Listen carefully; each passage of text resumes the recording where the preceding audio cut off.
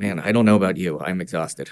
Why? Well, because I flew in from Pennsylvania to the United Kingdom on Sunday, and it's Wednesday, and I'm still not over it. But you're still here. I'm still here. Oh, This yeah. is because what is this? This is going to be our on the road series. We are on the road. Yeah. Yeah. I feel like every good podcast needs that. I think we need to take it on the road every once in a while. You know, it gets a little dull, you just got to spice it up a little bit by moving around. I'm talking about dull. I was leafing through letters this morning for 5 hours before recording this, and you were doing like experiments, right? Yeah, no, apparently. Yeah, you were like mixing things in test tubes and playing with slinkies and.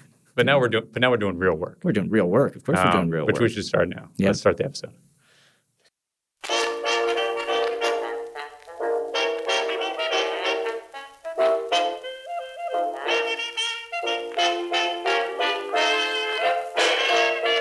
Welcome to the Ivory Attic. I'm the Initiative. I'm Kurt Andreessen. And we are so thrilled to be in London and recording here with our first guest from our United Kingdom tour, right? Oh, yeah. It's not quite a world tour yet. Well, no, it's a start. A UK tour. It's a UK tour, and we'll start. We're prepping for the world tour. So we are so lucky to have with us Dr. Chris Kempshall.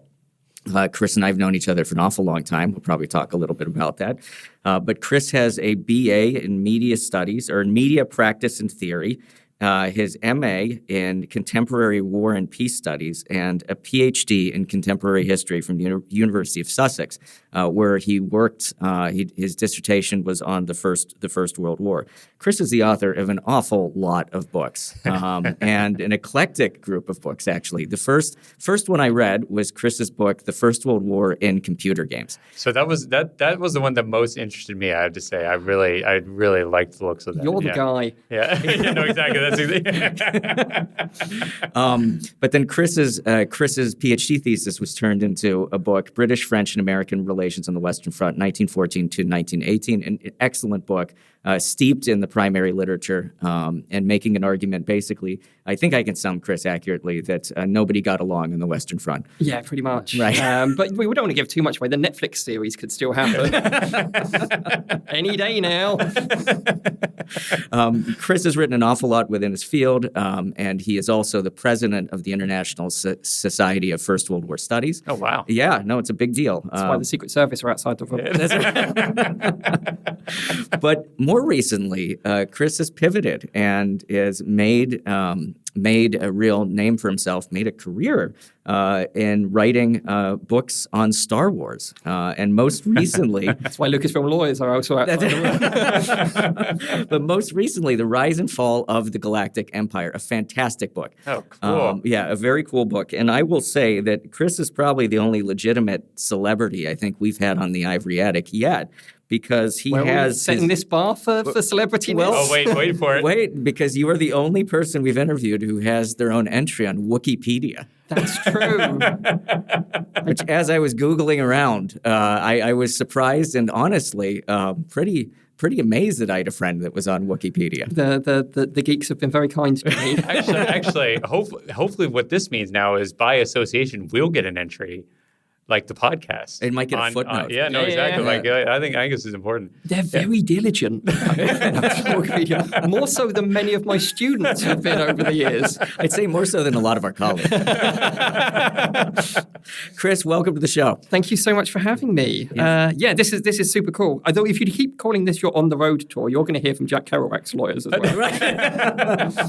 Fine, just the road. What happened the trip? No. Man, it's a minefield, this. So, Chris, so tell us about your academic journey. I mean, start kind of at the beginning. So, weirdly, because we were having a conversation yesterday in that I'm a bit of a fake historian, which is a moniker and an honorific that has been bestowed upon me by loved ones and also people who don't like me. In that I never wanted to be a historian. I wanted to be a football soccer commentator. And then it turned out that you don't need that many soccer commentators. There's a finite amount of football matches. There's a finite amount that are put on television. And probably a fair number of people that are relatively interested in doing it. Yeah, 100%. So having had that realization that, oh, God, I've located a field that I couldn't possibly hope to get a job in, the next logical step was academia to solve that problem for myself. So I kind of panicked at the end of my undergraduate and kind of like, oh God, I don't know. So like many people, that was the reason I did an MA. It was either that or the real world, and I'm not convinced about the real world at all. So I did that for a while, and then I was tired after my master's. So I did a while working as a sales and marketing assistant for a software development company. Oh wow! Okay, which might have been the worst job I've ever had. And I once worked at a bowling alley.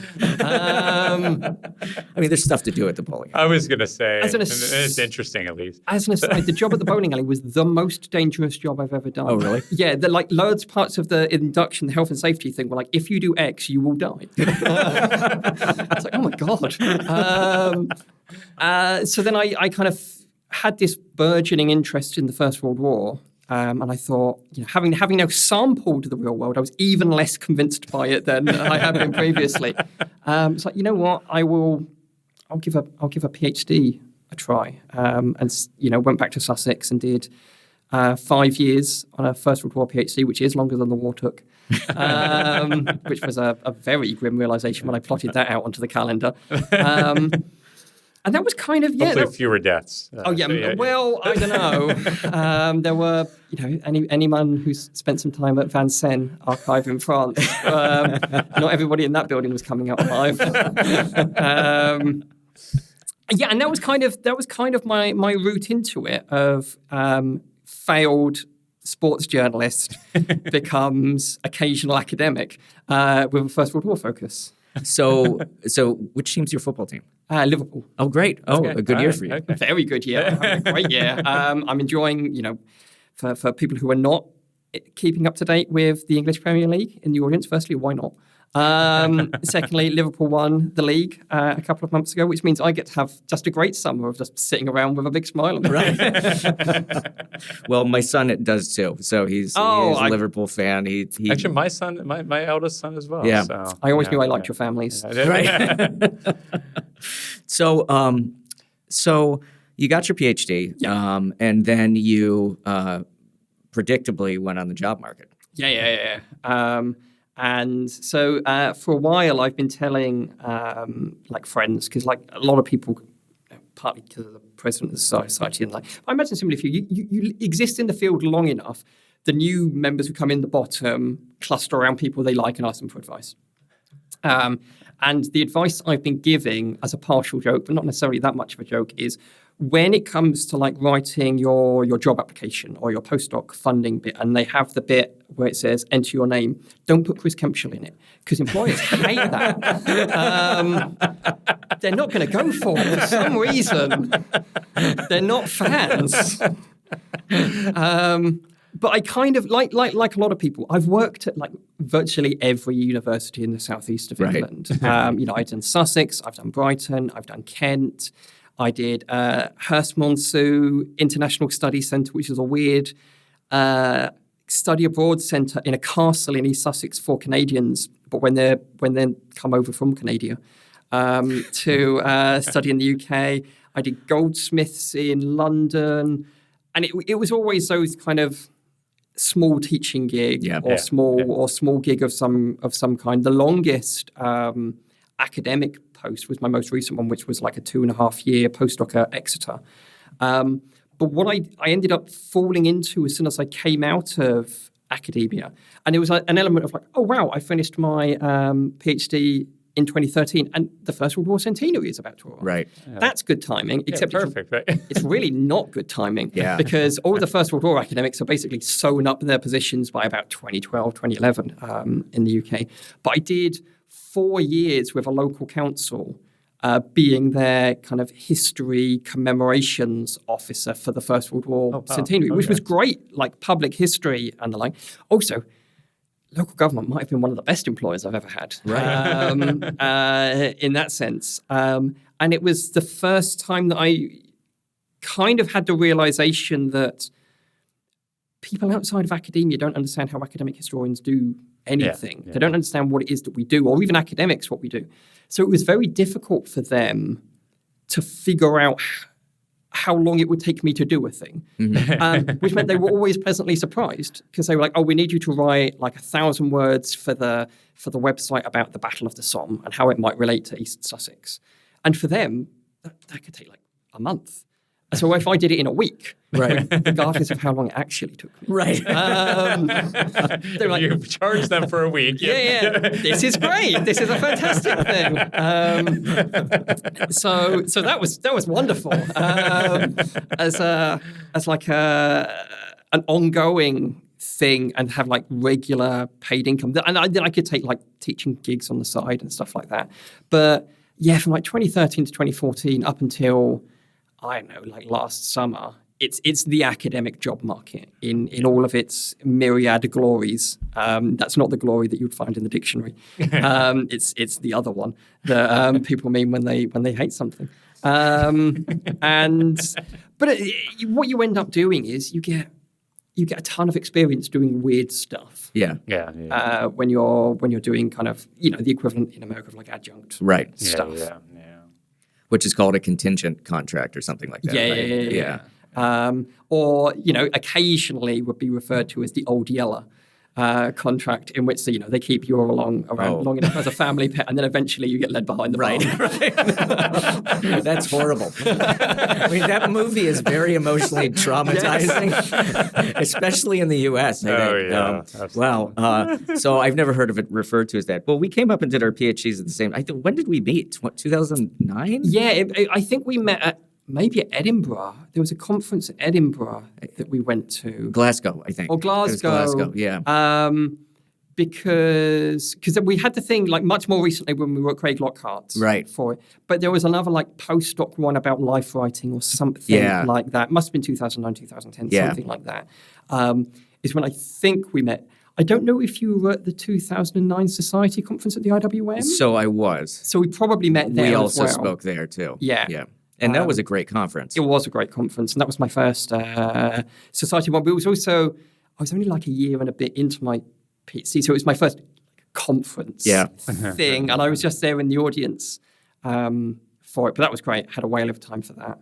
Yeah, that was a very exciting conference. And one of the things, Kurt, that I liked about it was there was all of this energy about what's going to happen during the centenary of the First World War, and all of this like kind of great hope and great expectations and everything like that. And good job, everyone. Right. And that worked out well. It all came to fruition. It was great. I mean, some aspects. I mean, I think this is a topic that the society is wrestling with right now, right? I think that so. And I say this, if any of our colleagues are listening, I say this with love, and I say this with respect, but I also say this with realism, in that one of the most interesting things that came out of the centenary for me, and also one of the best things when you caveat it, is that a lot of academic historians already knew that, there's a public memory of the First World War, and they hate it, but they know that it's there. Is that they discovered the extent to which they don't own the First World War.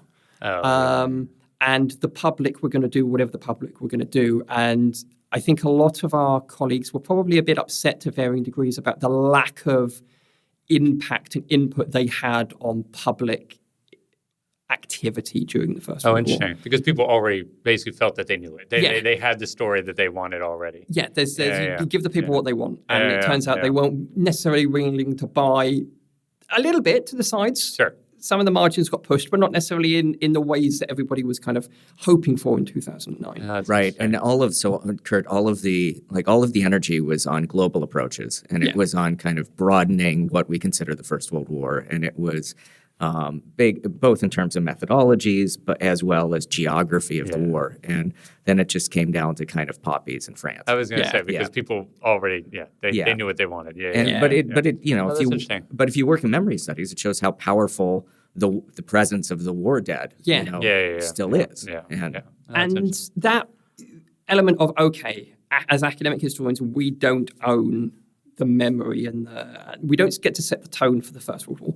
But you see the myriad of weird and wonderful things that came out from the public. There's a sense of, okay, well, they kind of own it. And I'm not upset about that. Yeah. Really. I don't mind that one of the things that came out of the centenary is a realization that it doesn't belong to us. But I know a lot of people who'd, been waiting their whole careers for this moment were like a little bit upset that it didn't shift the window for that. And I get it. I totally get it. But I think there's a limited amount of mileage in gathering up the population of various European countries and telling them that they're wrong. Right. Yeah. So I think it's a tough sell.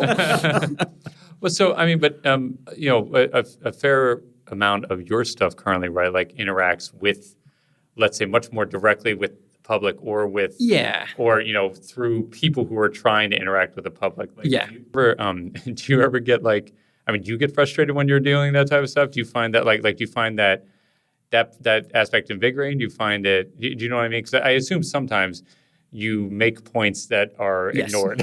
Yeah. But we've all taught, so so once you've been ignored by an undergraduate, then it kind of takes the edge off the rest of it. 100%. And I've given talks to local history societies, trying to explain a little bit that the First World War wasn't all mud, blood, and horror. There's plenty of it in there, you're not going to try and take it all away, and then have people go, oh, wow, that was really interesting, and then just dismiss it with the next sentence. And, the stuff I do on computer games is super interesting because there's a real chicken and egg thing going on there of, the player base expect certain things from a First World War game. In the same way, when people went to watch 1917 They Shall Not Grow Old, there were certain things that were expected to be seen in it. But the developers don't exist apart from the collective consciousness of their player base. So there are certain things that they expect to reproduce. And those two things kind of feed each other in a loop, round and round and round in circles, which can be interesting, but also kind of frustrating. And also the fact that everybody gets even, again, you do public talks, you go and, a new film comes out, a new computer game comes out, everybody gets hung up on, are they using the accurate buttons on the uniforms for the 1970s? It's like, I've never cared less about anything in my life. Exactly. I don't know if they're using the accurate bullets and the accurate rifles, but if they could shoot me in the face with one of them, that'd be great, just to make this conversation stop. But that's the type of accuracy and authenticity. That's the type of thing that people get very het up and care about. And I think that's a problem, an ongoing problem for academic historians, because it's not the type of thing that we get het up and care about. It's not. It doesn't really impact the type of rifle billet they're using when we talk about transnational history and experience. Right. But in a weird way that I've noticed it with people who do stuff who kind of produce computer games, and academia has weirdly specialized itself out of some of the conversations. Because if somebody asks me, because I do consultancy for computer game stuff now, we need something about this particular battle. So, okay, I can go and start pulling a bunch of books off of my shelf about that particular battle. But there'll be things like morale and efficiency, or the transnational experience of, when actually what they're looking for is the 53rd Division moved up the right flank. They're looking for hard military history. And I don't think it's a bad thing that academia has left a lot of that behind. I know that, again, maybe at the thing at Craig Lockhart, there was the panel that you and Vander Wilcox were talking about, there still needs to be space for military history. But that gobbles up a lot of the oxygen in public memory. They don't care that much about the wider stuff that we do. And I don't know how to bridge that gap yet. So it's hard. And one of the things I found, so whenever I teach either methods or kind of baby historical methods to students, like in an introductory level class or something like that, you always have students who they're like the wider public, that they're interested in what I call trivia. Yes. Yeah. They're fans of the First World They're War. fans of the First World War. They're really into history. They're really into kind of the trivia of it, but they're not interested in how the trivia fits into the bigger picture. No. Right. And so moving them in that direction, that's where the real skill of the trained historian, as much as we're trained. Yeah. I mean, I'm putting trained in kind of quotes. Ian, for the listener, Ian has done about 40 air quotes in a row, right? Right. With every word. It's the Marx Brothers or one of those. But it's really a difficult thing because as soon as you start talking about, well, maybe we could put this lens on it, you can see people falling asleep in front of you. Yeah. Because what they want the guns and the battle.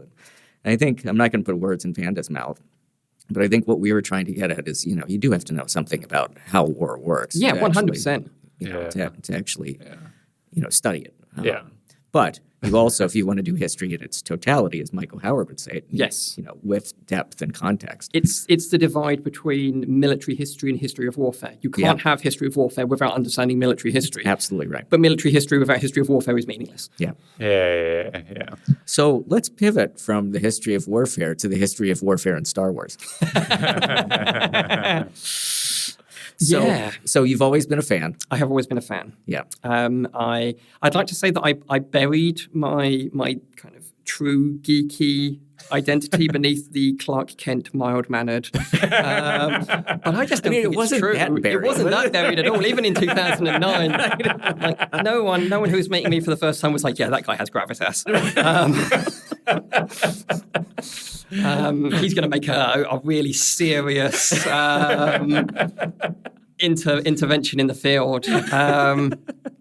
And so the Star Wars stuff, it's a really weird meandering course because there is no Star Wars stuff without the computer game stuff. And there's no computer game stuff without the First World War stuff.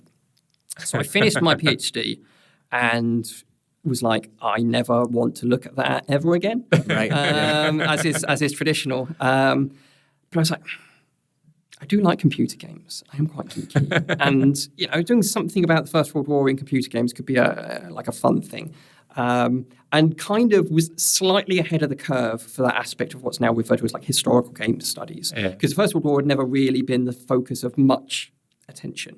And then Centenary brought out a bunch of games, which was able to kind of encapsulate. But do you know you must have come across the Great War YouTube channel. Right, yeah. Again, students love it. Love it. Computer game developers love it. And they basically took the First World War in real time on a week-by-week basis throughout the duration of the centenary. It was a staggering undertaking. Sure. And did a really excellent job. Did a really good job. Yeah. It's not one of those sometimes, and again, details, but sometimes you'll meet people and they're like, oh, I really like this podcast. They're like, do you? It's not one of them. That's ours. Yeah. It's what a lovely podcast. And I did like an article about soldiers in First World War computer games, and they shared it on their YouTube channel and their social media and the like. And ordinarily, we all know how academia works. You release an article about a topic and, you know the first names of everybody who are going to read that, and you could car share on a next journey to a conference. It's like, we're not talking a big crowd here. But by the time I figured out that they'd done it, like 3,000 people had read it. And it set off these sirens at Taylor and Francis. And I had a conversation, I got an email from the history, the modern history commissioning editor at Routledge, who was like, so this did really well. We should talk about doing a thing, like doing a book. And I was like, what are we talking about here? Are we talking serious First World War stuff? Are we talking geeky nonsense? And he was like, whatever you want to do. I was like, I want to write a book about Star Wars. About how Star Wars uses real-world historical events and real-world politics as content. When Star Wars speaks to us, it uses the real world as its language, is effectively the thing. And what for the book that came out of it, which is imaginatively entitled The History and Politics of Star Wars, I described Star Wars as being a cultural weather vane because it shows you which way the wind is blowing in America. And that was a ton of fun to write. But I signed a contract for that in 2016, 2017 and blew half a dozen deadlines for it. But the excuse I use for delivering a book very, very late is, firstly, it's Lucasfilm's fault, because they kept delaying the release of the sequel films. Oh, right. Oh, right. So there's no point there's no point releasing a book that's going to be obsolete. Right. Right. And then there was a really pesky global pandemic that closed, everything. And there was stuff at the British Library that I needed. There was also stuff, and this is one of the last things I did before the lockdowns came in the UK, is I went to Oxford. And in Oxford, there's a board game cafe called Thirsty Meeples. And they had a bunch of, because you could come in and play any game you wanted. And there's a Star Wars role-playing game. Of course there is. And they had all of the books for it, which I couldn't get at the British Library because they counted as a game rather than as a book. So is this one from the 80s and 90s? And even up to the 2000s, so we're still printing it relatively recently. So I booked a table at Thirsty Meeples and sat down and made a bunch of notes from these books, then met Alice Kelly for dinner, then got the train home, and 2 days later the lockdowns came. And then, so I had to kind of tell Routledge, well, obviously I can't get to the places I need to get to. Also, I'm going to concentrate on staying alive for the coming months, if that's all right. They were pretty chill about it. And then really briefly in August 2020, we had a moment of in-between lockdowns and the British Library reopened. And I booked to be in it the second day. I even booked a Premier Inn round the corner from St. Pancras Station. Yeah, the one that's Yeah, the one that's right. To ensure that I was there when they opened those doors. And I was doing a research project for the British Army about comparable constructions of leadership in the French and British armies throughout history. So that was partly what I was doing there, but also I need to look at some stupid Star Wars stuff. And I came out at the end of the day and tweeted, if I have a bunch of any other kind of Twitter historians are going to be using the British Library, actually, it felt incredibly safe. There was loads of social distancing, people were masking, there was hand gel, because, it was a scary time, and if people are traveling down from parts of the country for it, they wanted to know that it was going to be chill.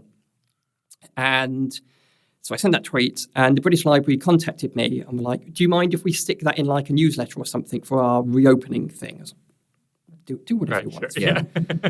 And they're like, okay, fab, what is it that you were doing here, just so we can add a bit of flavour? So I was doing this thing for the British Army, and I was doing this stuff on Star Wars. And they didn't put it in their newsletter. They just tweeted it out from their British Library account. And a couple of days later, in my spam folder from my website was an email from the publisher DK, who have the license to produce non-fiction Star Wars books in the UK and worldwide.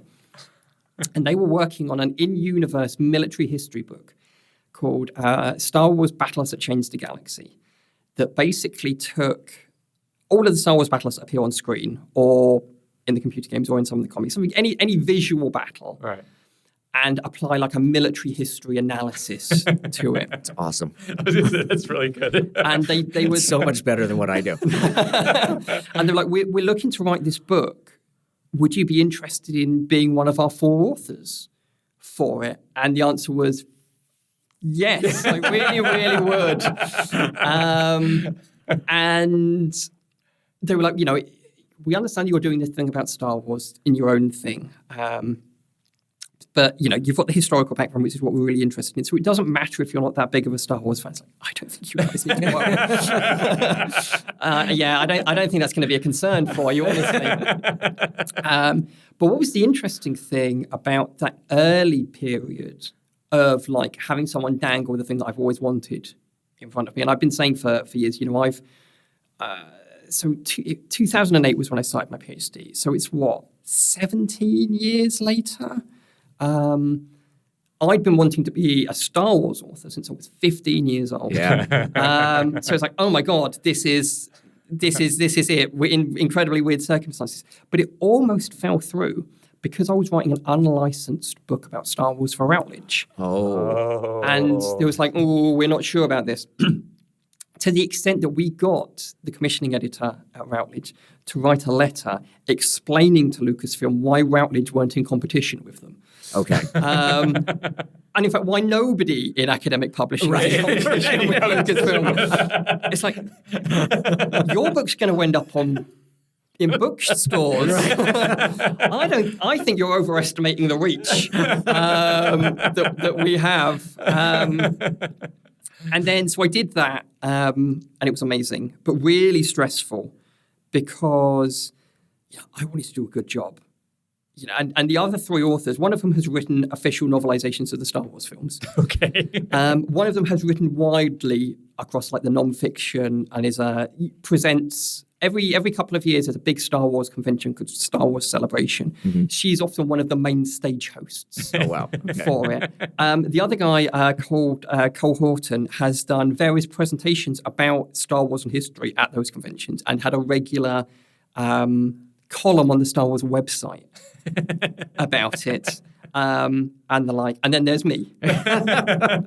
And what I had in the back of my mind was that the phrase, wow, this reads like a historian read it, depends very much on the tone of voice in which it's delivered in, because it can either be, wow, this reads like a historian read it, as a good thing. Right. Or, wow, this reads like a historian wrote it. And I didn't want people to be like, yeah, wow, this book's amazing, except for 25% of it, which sucks. So there was a lot of pressure on it. But then, because it went well, and I got to pitch this idea for like an in-universe history book, the book you mentioned earlier, which is The Rise and Fall of the Galactic Empire, as what I continue to say is the most important history book I've ever written. It's certainly the most wide-read history book that I've ever written. And now I end up in that slightly odd situation because when that book came out last year in the UK on the 4th of July, which I thought was hilarious for a book about the collapse of an empire, was also the day I got my last academic job rejection email. Oh, wow. So it was the moment that I crashed out of academia was the moment that book came out. And I've been saying to people... That's so Star Wars, though. It's so Star Wars. But also, the safety net for a failed academic career shouldn't be writing Star Wars books. It's like telling your kid, yeah, I know that you want to be a chartered accountant, but have you considered spending some time in gym? Because, it would be really good. The NFL is a good book. This isn't the way round it should be. Turns out my stable backup plan. Yeah, no, exactly. Yeah. It's like, oh God, I always really wanted to just be like a newspaper journalist, but it didn't work out. So I'm going to be an astronaut. Right. So I think it's really interesting because when I was reading your book last summer, I was blown away, especially in the first chapter of it by the historiography. Yeah. And Kurt, you got to read this book. Yeah, absolutely. Because Chris begins the book like a legit historian, basically setting up what I'm pretending, obviously. Right. I don't have those credentials myself. Right, but just setting up the grand historiography of kind of like different approaches to looking at the empire. Yeah. And I mean this. If I teach historical methods again, I'm going to assign that beginning of the book to students because it is a great example of how to write historiography using sources that are completely made up. I continue and genuinely believe, I could use the introduction of that book to teach my students. There's a place for it in universities. Yeah. Because one of the benefits of it is because it's all made up, it doesn't matter that they haven't read this random book that's invented. It doesn't exist. Whereas presenting them with, the equivalent of the First World War can be incredibly daunting. Very much so. For a first-year undergraduate. It's like, I haven't read this book, so how can I talk about it? It's like, you haven't read these space books either, so it's fine. And a space archive. In a space archive that you're never going to go to. But one of the interesting things about writing that book was the stuff that Lucasfilm is most concerned about. And the extent to which they're concerned about it is that we're just not going to talk about it. Is the continuity of the law. Don't break the thing that we love. They have this. Yeah. Right. Everything that makes it feel like history, they were fine with. Surprisingly fine with. You're bearing in mind that you've read the book. There's stuff in there. It's like they didn't have a problem with me putting it in there to make it feel like a real piece of history because it didn't trigger any flags on the normal thing that they have. And that therefore the prime benefit of that book is introducing the concept of the field of history, one of the main benefits for me, the concept of the field of history, and what I like to think is a reasonably easy to understand explanation of what historians do and why we do it in the way that we do it to an audience who are never going to read academic history books. And one of the strengths is you do that in a way that is showing that history in and of itself is not something that is finite. Yes. And you do a very, very good job of showing what are the things we know, what are the things we don't know, what are the existing questions. And these are the parts of our field that people get very frustrated with, is the idea that historians are always saying, well, it's more complicated. Yes. Right? And we don't know enough yet. And we don't know enough. But unlike a lot of historians, though, Chris is saying what he doesn't know. Yes. And explaining that it's fine to publish something when you don't know stuff. Because otherwise you'll never publish it. Right. It'll be like, oh, well, I'll know more tomorrow or next week or next month or next year or in 10 years' time. But actually there is a benefit to publishing what we know now.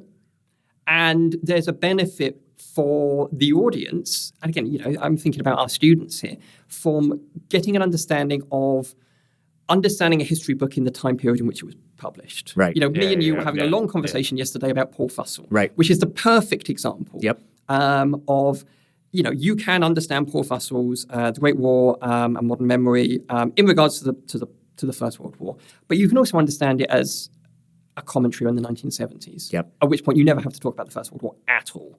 You can talk about Paul Fussell in regards to the Vietnam War, which is the type of thing that we should be explaining to our students. Historians and their work are products of their time. Absolutely, absolutely, and I think that I think you mentioned yesterday of actually putting a Paul Fussell lens on this book. Yeah. And after you said that, I could barely go to sleep last night because I was thinking about what that would look like. But you're right, and it's about showing that you can capture a particular moment in time for people and build that context around it. Yes. It's a brilliant book, Chris. Oh, thank you.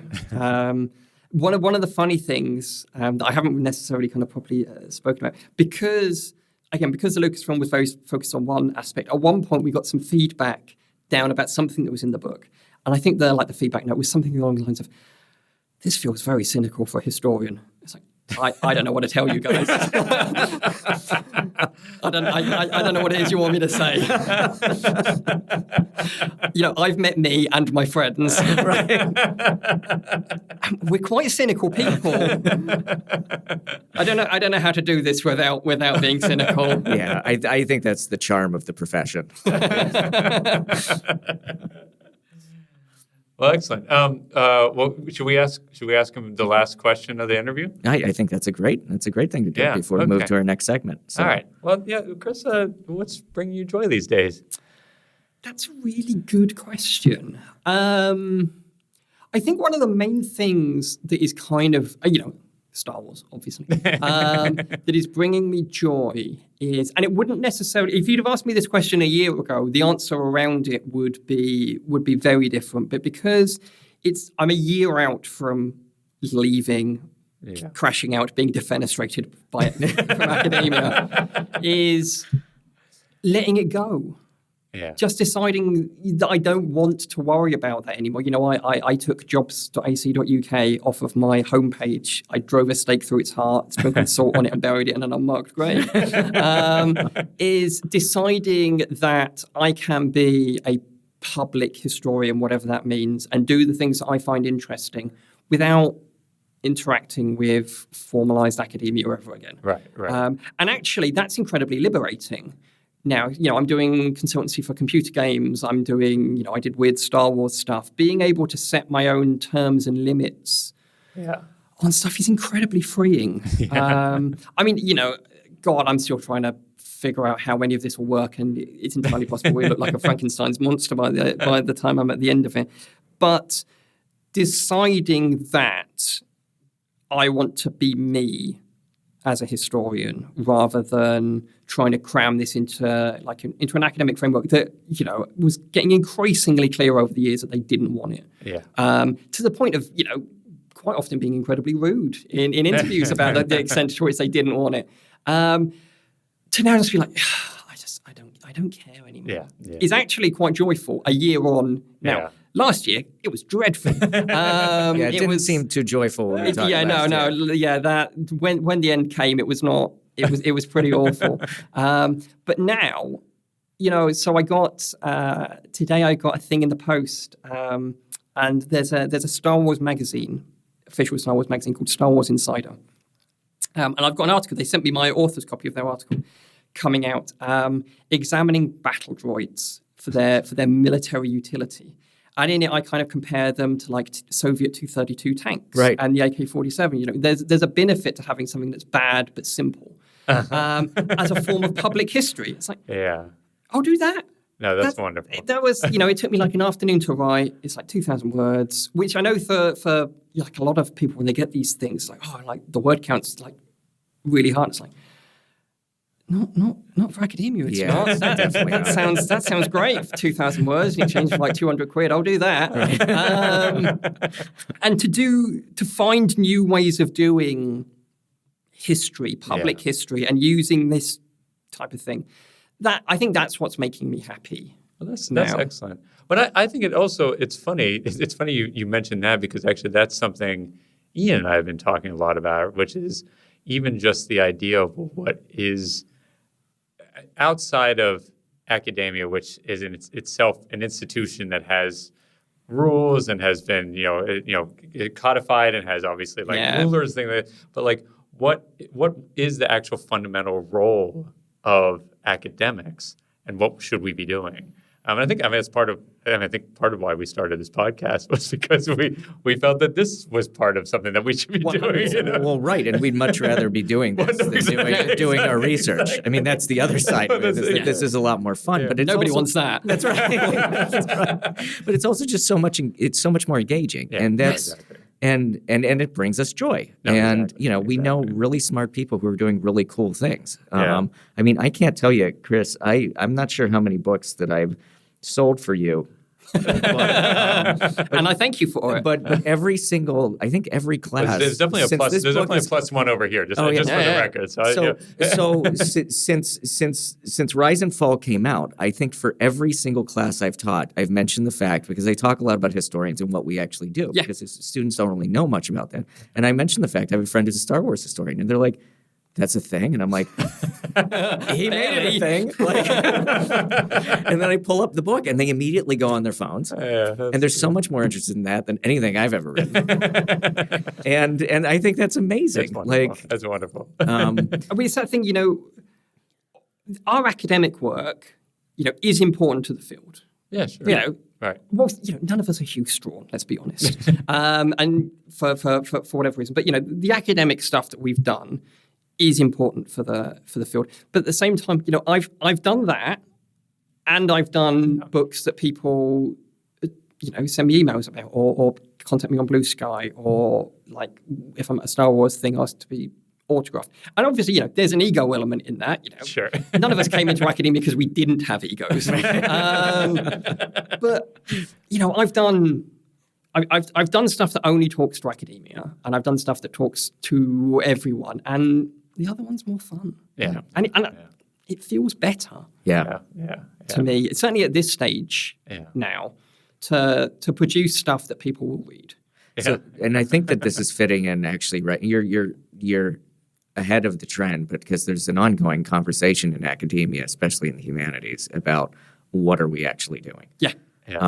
And about what the purpose of our research actually is. Yes. And why is it not more public-facing? And maybe some of the huge systemic problems we have could have been averted, but at least could have been mitigated a little if people who are smart and know a lot about these issues actually had platforms for a longer period of time and were physically able to communicate better. Yeah. I mean, one of the things that completely blew my mind towards the end of my kind of period in academia towards the back end of last year. So over here in the UK, we have what's called the REF, where every 5 or 6 years, everybody has to kind of justify their existence effectively. And the thing you justify your existence in is impact. What is the impact of your research? And it's a system that's very much molded towards scientists because I did a thing that discovered a black hole. I did a thing that cured cancer. It's like, I wrote an article about computer games. They're not sitting at the same table. But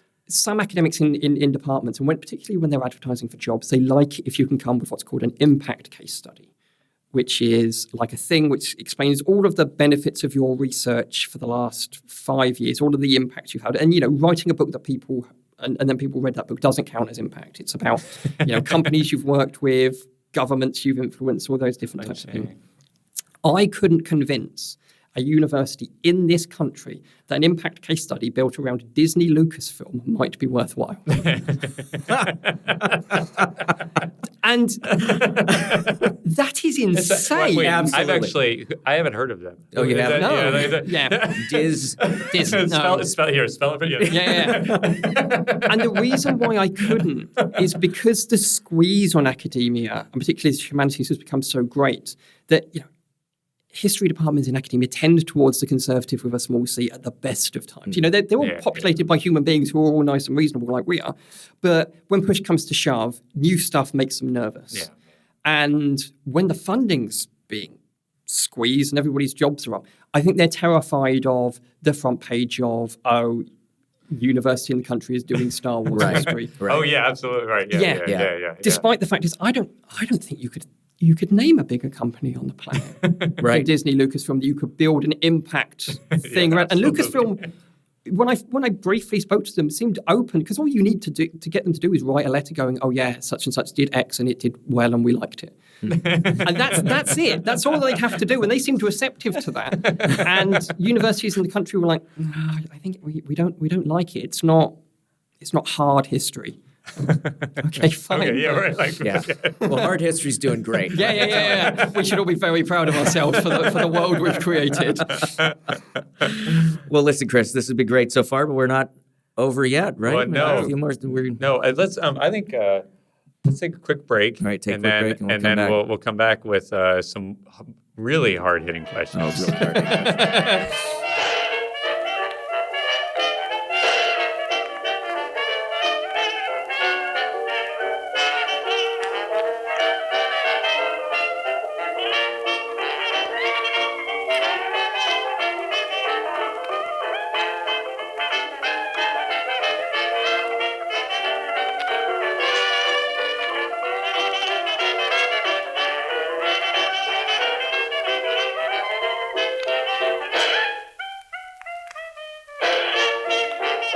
All right, welcome back to the Ivory Attic. I'm Kurt Andreessen. And I'm not. We are so happy to have Chris Kempshall with us, Dr. Chris Kempshall. And Chris, we're moving on to our new segment, which is called Did You Know? No. This is a good one. So this is a good one. So we asked our favorite dean, Dean Chat, to come up with a quiz that would blend together both of your worlds, both Star Wars and the First World War. So this is how we're going to get sued. So the instructions are, and you can take a dodge on these, by the way. Yeah, there's always a pass. Yeah, but we'll just give you more. So the instructions are each clue describes a famous World War I figure. Your task is to identify which Star Wars character they would be based on their personality, actions, or legacy. Ooh, that's a really good one. Yeah. So, does he have to name both the World War I person and the Star Wars person? So I pretty much only got the World War I people. Okay. So it's whatever you want to do. If you want to do both. Okay. I've been wrong before on air. So clue number one. This World War I leader was a charismatic orator. No, I don't like this one. Okay, move on. Yeah, we're sweet. Next one. Clue number two. Or number one. Clue number one. Wait a second. Let's take it clean. All right, clue number one. A strategic genius, he made his name in desert warfare, leading rebellions and inspiring with his writing and legend. So it's T. Lawrence. For the First World War one, a strategic genius who made his in desert warfare. See, that's an interesting one because desert planets, you might start thinking Luke Skywalker or Anakin Skywalker. I don't know if I'd call either of them strategic geniuses. the strategic genius that you tend to get in Star Wars is Grand Admiral Thrawn. But there's not a great deal of. I mean, you could have Admiral Akbar, for example, to represent the fishmen contingent in the audience. So it's T. Lawrence for the First World War One. The fishmen, I don't think, can live on. Fishmen aren't going to live on a desert. Yeah, no, right. So one thing to think about is that this was designed by ChatGPT. Yeah, no, exactly. So it's oh wow, it's not great. Yeah, exactly. So I'm going to guess it probably is one of the Skywalkers. It will be Luke Skywalker then. Okay, so T.E. Lawrence definitely. Yes. And I think your answers were better than Chat's answers because Chat said Obi-Wan Kenobi. No, I'm not. I'll accept Obi-Wan Kenobi is a better strategic during the Clone Wars than many of the other Jedi. The desert warfare thing, So you might not inspiring with his writing and legend. No. Right? Although he did the ghost thing. He did the ghost thing, and old Ben Kenobi. I wonder if he's related to old Obi-Wan Ben Kenobi.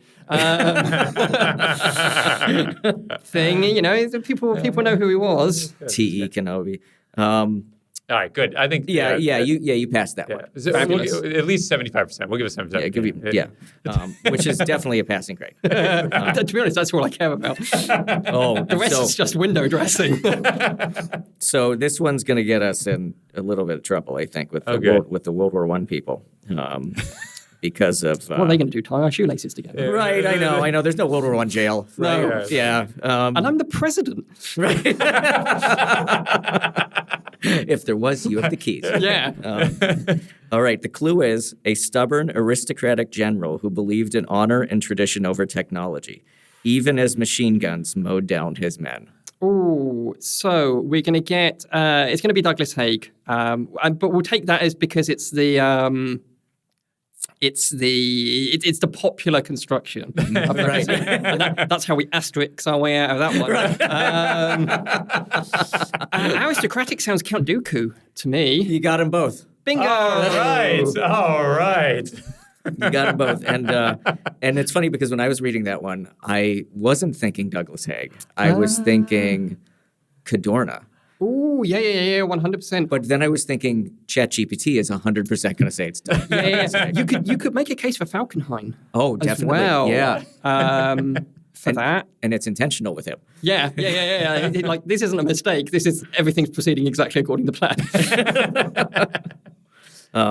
Okay. This one's pretty terrible, I think.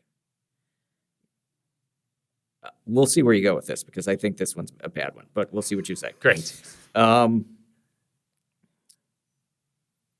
right. A quietly competent, humble leader who emerged from obscurity to lead a coalition to victory and resisted the spotlight afterward.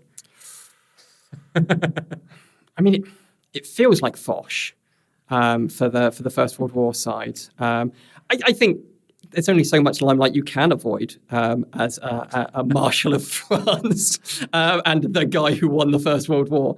Coalition, I reckon they'll go Mon Mothma. But I think if you're talking military terms, then it's Admiral Akbar.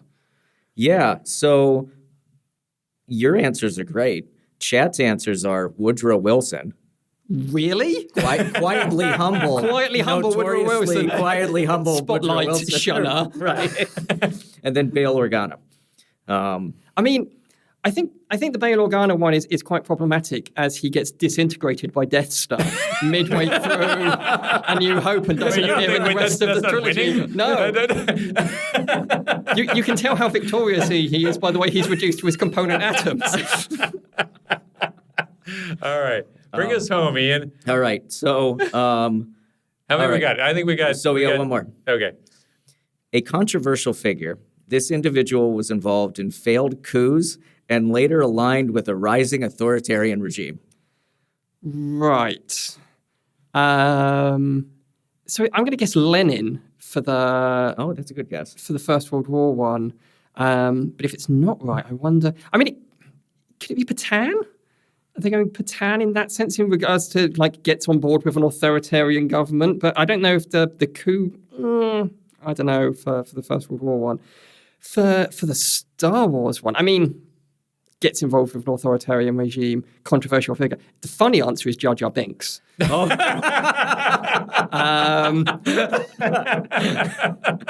But there are, it could be Colonel Yularen. It could easily be Anakin Skywalker as Darth Vader is probably the obvious one that they're going to go for.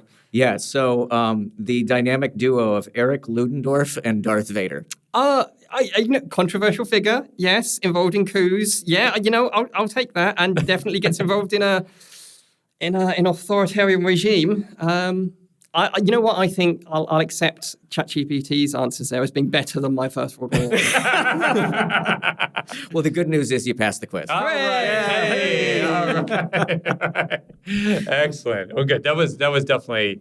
That was hard. That was probably the hardest. I was going to say that's the hardest quiz. We normally don't do hard quizzes, but we knew you were up. Yeah, you got to make an exception for whatever the hell this is. Right. And I will say your answers were way better. So, which is proof of what? Yeah. Yeah, that humans are still better than still better. Yeah, 100%. Yeah. Okay, our next section is what's your style? I mean, I'm sat here wearing a T-shirt. I'll stand up so you guys can admire it.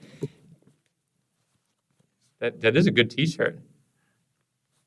Which is, hopefully the microphone is picking this up, which is Hope 1919 with Woodrow Wilson, Lloyd George, Clemenceau, and Vittorio Orlandi from the Paris Peace Conference in the Big Four. The Big Four. So, I used to, when I used to do conferences and the like, I used to, like wear waistcoats and stuff like that. But I think I've kind of segued more and more into kind of like relaxed geek is my style. I mean, if I have to go and do a proper thing, I'll still put on a shirt and like a jumper, which may or may not have elbow patches. And the like. But I think I've just kind of relaxed into something. It's not... Geek chic isn't the right word because it isn't chic. There's nothing stylish or cool going on in my wardrobe.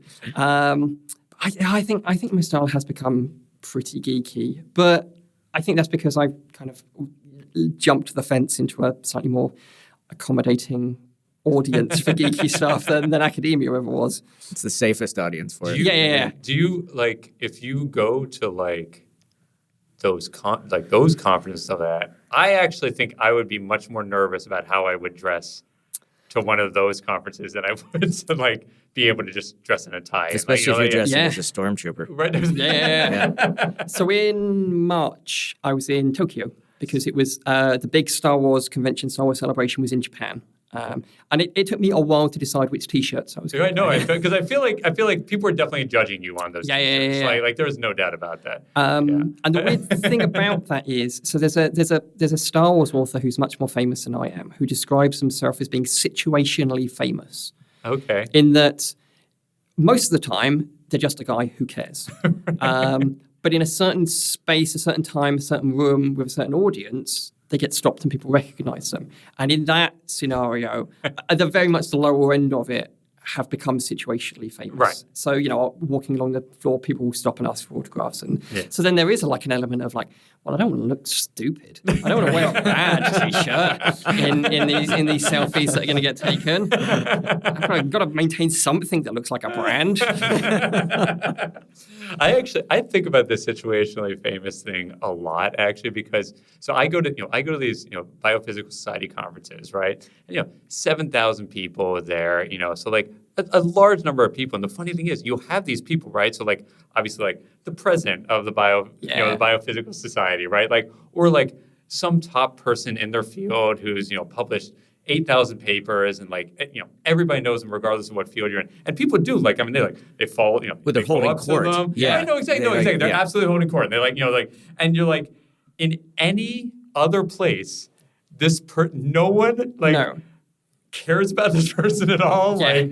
Probably generally would avoid them actually because in this case they're really hardcore scientists and so it's and so I always think about this but for this moment they get to bask in the glory. 100%. Because at the convention Ryan Gosling was there because he's doing a new Star Wars film and I was thinking Ryan Gosling is Ryan Gosling everywhere all the time. Yeah. He can't just walk down the street and not be Ryan Gosling. Somebody comes up to him, can I take a we get a selfie. And if he's like, I'm just walking down the street with my kids, I'd rather not today. They'll go online and go, Ryan Gosling sucks.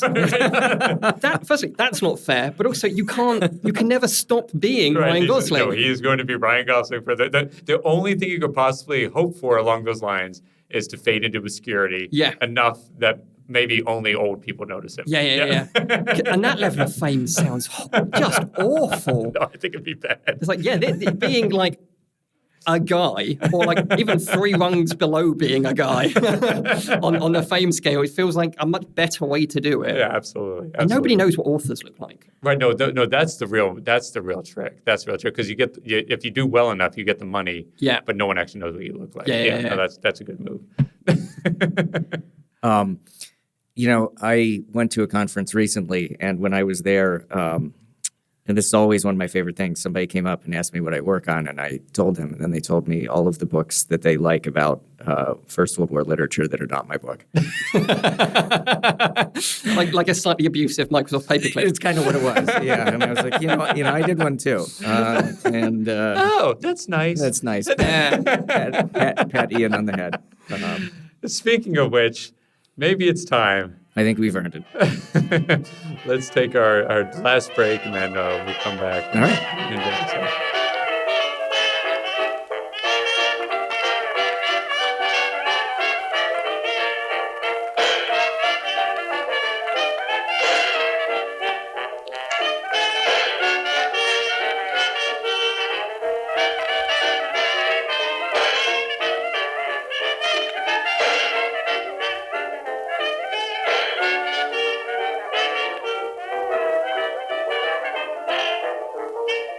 Welcome back to the Ivory Attic. We are here with Dr. Chris Kempshall. And what segment are we moving into, Kurt? I think we're moving into one of my favorite places. Mine too. We're moving into Kurt's Cocktail Corner. All right. Yeah, this is exciting. So I've done something a little bit different this time, which is that I have completely Chris has no idea what's coming. No, not at all. So we didn't give him anywhere near enough time to actually come up with a name, and so I came up with it. I did think of some possible names on the train over, just in case. Let's hear it. So I was thinking of ways to kind of blend the various aspects of my stupid persona in a way that also wasn't going to cause us legal troubles. And what I came up with was the Long Galactic Civil War. Oh, that's good. I like that. That's good. Yeah. Maybe that could be the name of it. It could be the name of it. Which is ironic given the medium that this. Yeah. Well, so I will tell you just to let you know what my process was that I for whatever reason one of the first things that came to my head was actually a drink called Han Shot First. Ooh. Now the funny thing is that I am actually not the first person to have thought of this as the name for a drink. God, yeah, I can well believe that being true. But so what's even better, though, is that then I looked up what people did with those and now have turned it into a slightly different drink that I'm calling... Ian, do you want to try to do the voice? No, you can do it. It does require me to have to do a bad Yoda impression. That seems fine. Yeah, it's Han First Shot. Very good. That's very good. And so this is the Han First Shot. This is the Han First Shot. And it is a shot. And it is a shot. I'm going to sip it, though. Yeah, you can sip it. Because there's too much stuff going on. And I'll tell you a bit of what I did. All right, cheers, everyone. Cheers, everybody. Ooh, that's got a little burn to it, doesn't it? It's got quite a bit of burn to it. So the recipe that I found for the Han Shot First was some rye whiskey, some sweet vermouth. That's what I'm. Yeah, I was about to say there was a vermouthy smell to it, and some herbal liqueur, something chartreusey. And so I found some as you all know I'm in England, so my bar is quite limited, and so I picked up a bottle of sweet vermouth, of course, Antica formula, because nothing but the best for our guests. Yep. And I found a weird herby thing, which I actually don't remember the name of, and I don't have in front of me right now. But it was basically a chartreuse lookalike. Normally the drink is actually like they put smoke on it and things like this. And so what I did instead is it's a blaster smoke. Yeah, That's what they want from yeah, it. right. Well, but so what I did instead is I just put the smoke inside of it. So this is actually a single malt. That's what I was getting from it. It's got a little bit of single malt. So that's how we're getting our smoke in. Yeah, there. 100%. It comes with extra roasted Greedo. It is tasty. It's not bad, actually. It's not bad. It would be better cold. It'd be better cold. It's a warming. Yeah, It will warm you up. It will warm, which is exactly what And we it's like, need in what, the studio. 87 degrees in London today? God, the pavement's practically melting outside. It's like 3.5 Alderaans out there. Well, I think we've done it again. I think we've done it again. We can't thank you enough, Chris, for being Oh my on. goodness, I've been Chris. trying to Thank get you you for on having for a me. while, and I'm so happy this worked out. And all you had to do was travel across the Atlantic. Well, I will say we had talked about having you for a really long time, and it was always going to be a remote. And I'm so actually glad that we got to do this in person. Yeah. It's because I've done loads of, obviously we've had you on a What Lovely podcast several times, and there's 1,000 Star Wars podcasts. Actually, you should plug your podcast at this I point. should Actually, yeah. What's your podcast? It's called Oh What a Lovely Podcast. It's a podcast that examines the First World War in popular culture, and we've had such luminaries on it as Ian Isherwood twice. And it's a lot of fun. I do it with Jessica Meyer, who is the previous president of the International Society for First World War Studies, and Angus Wallace, who was until recently Jessica's PhD student. And yeah, we do kind of pop culture, First World War stuff. Excellent. But I never get to do podcasts actually in the room, and it is 1,000 times better. Yeah, Rather than just Yeah. trying to feed off of like energy through a screen. Right. Yeah. Exactly. Yeah, it's nice. It's nice, and also the cocktail section. Works Yeah, a lot Yeah, better. it works a lot better in Because person. otherwise you are just drinking at home. In a room Yeah. with a blurred background. With a blurred background where the only thing you can say for certainty is that the person you're talking to is dressed from the waist up. Right. And in a heat wave, that's not a given. Well, excellent. On that note, absolutely. All right. So you can contact us. We're on Blue Sky. We're on Instagram. We are on Facebook as well if you are above the age of 55. And we can also be contacted by email at mail@ivoryattic.com, right? At the Ivory Attic. At theivoryattic.com. No one ever emails us. But you can be the first. You could be the first. It'd be So, amazing. Yeah. So thank you again, Dr. Chris Kempshall. Thank you for having me on, Thank you guys. so much. Yeah. This is And wonderful. and thank the both of you as we've rummaged through the Ivory Attic. And you are? I'm Ian Isherwood. And I'm Kurt Andreessen.